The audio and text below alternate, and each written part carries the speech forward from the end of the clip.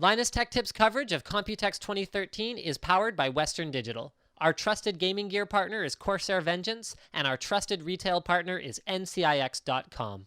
Alright guys, I'm here at the Nanoxia booth, and we are here to check out the Deep Silence 6. This has a bunch of cool features, and just lead us off.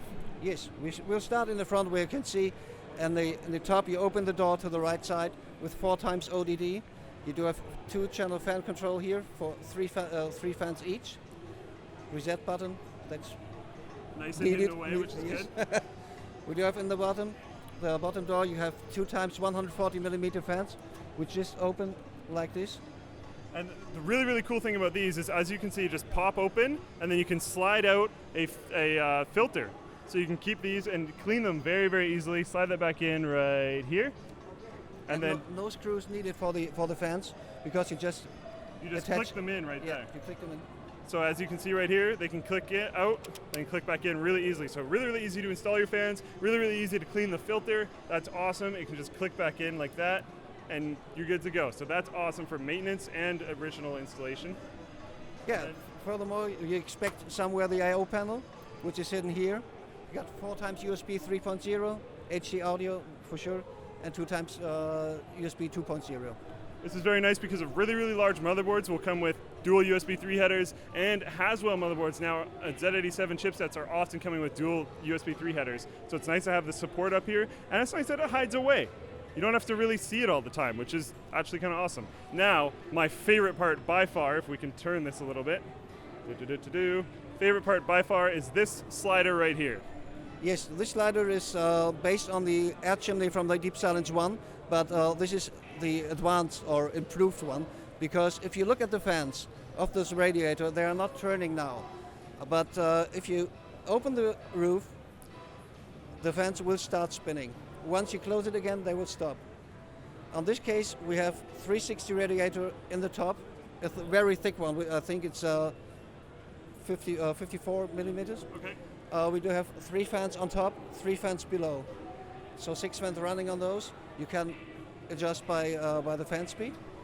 We do have 280 millimeters radiator here with the 2 fans we saw before. Right. 2 fans at the Harddrive Cage. On the inside, yeah. Inside, and 2 more here. So we're talking about 12 fans already in this system.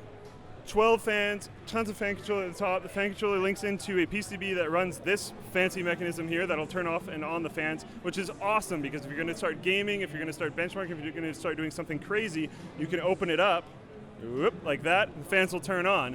But if you're just doing office work, listening to music with open headphones, doing anything like that where you want your computer to be very quiet, you can just close it up really nice and easily, turns off the fans. It's awesome. If you're water cooling with a massive radiator like that, you probably don't need the fans running all the time if you're just doing very low-end stuff anyway, so that's very cool.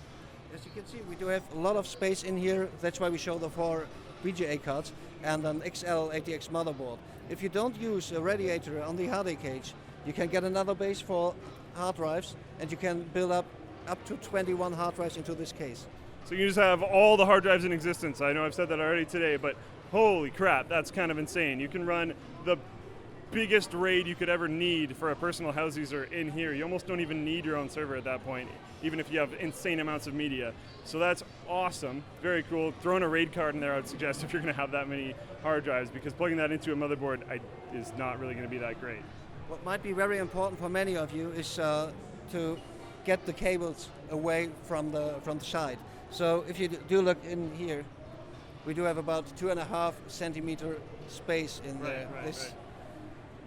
I can very easily fit my fingers in there and curl them a bit, so there's tons of space. I know we can't get into the camera very easily right now, but trust me, there's a ton of space back there. That's awesome. Do you want to cover this a little bit? This is still under progression, so we're working on it. All right. I tried, I guess. We're going to move on. We'll show you some more cases in the Nanoxia booth. Comment what you think about this. It's really, really cool. All right, guys, still at the Nanoxia booth. We've got an unnamed case here, actually. It houses a subwoofer on the inside, which is kind of different coming from Nanoxia. No, I'm kidding. It just looks like home theater equipment, and it looks like a subwoofer in my opinion, so I just wanted to throw that terrible joke out there for you. What do you have to say about this case? The special on this case is, it falls off easily. No, the special in this case is you can put on long power supplies, strong for power supplies. You can use long VGA cards. We're talking about mini ITX and not micro or normal ATX. You can fit in here 280 millimeters radiator in the front and into the top. I don't know any other case who can do this. If not 280, you can use 240 for sure. 240 as well there. And if you turn it around and see very small things here, you can take out this hard drive cage, install the hard drives, put it back in. You can do the same on the motherboard tray. Just lock at the screw, take it out, install the system, put it back in. That's very nice for these small cases because like installing hard drives in a case this small can be really difficult. Installing a motherboard in a case this small can be really difficult. So it's nice to be able to pull it out, install it easily, and throw it back in. Another thing to note here real quick is that just on the back, the power supply right now, it's a sample, it's not named, all that kind of stuff. This is very new. I'm very happy that they're showing it to me. The power supply will be able to be rear mounted. So you don't actually have to try and bring it in on the side here. You can just put a bracket on it, slide it in from the back, and screw it in and you're good to go. So that's actually great. Is there anything else you had special about this case? Yes, if you use a radiator in the top, you have to exchange the top panel design to a mesh design. Right, so that it can actually breathe, so the radiator can breathe it all. Yes, the same we will have on the side panel, which just fall off. You can choose whether to use the mesh function or the close function we do have now in the top. Right. So you will have a very silent system or an airflow system, just as you want to have. Right.